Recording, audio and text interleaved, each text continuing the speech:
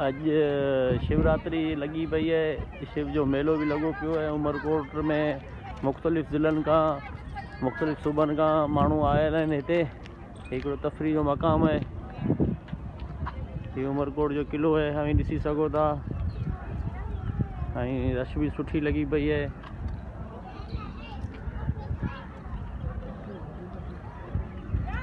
साईं सदर शाह जी तरफा ब्लॉक सीसी रोड उमरकोट किले में मंजूर थियो है।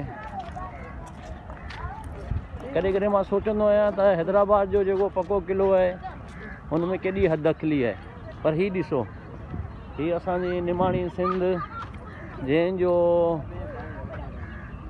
जंहिंजो उमरकोट ज़िलो हिकु पुरअमन ज़िलो है, जिते अव्हांखे किथे भी हद अखली इन पूरे किले में नज़र कोन ईंदी।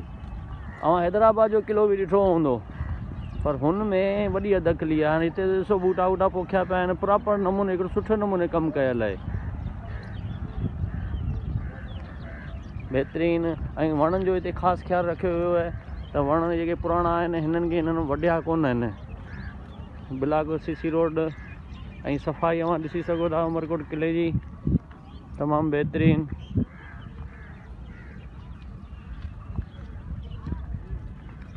अच्छा ही ॾिसो, नवे को भी जेको न्यू पर्सन है या ॿाहिरां जेके अचनि था त हुननि खे का डिफ़िकल्टी हिते कोन थी थिए, कि माना को परेशानी। छो जो ही इंडिकेशन जा हिकिड़ा बोर्ड लॻल आहिनि हिते, ऐं बोर्ड आहिनि प्रॉपर नमूने ही हिते कमु थियल आहे। ही बूटा आहिनि ऐं बूटनि जी रोज़ जी बुनियाद ते सार संभाल भी थिए थी।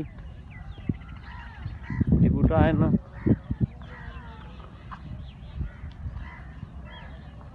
ख़ूबसूरत नज़ारो हिकिड़ो।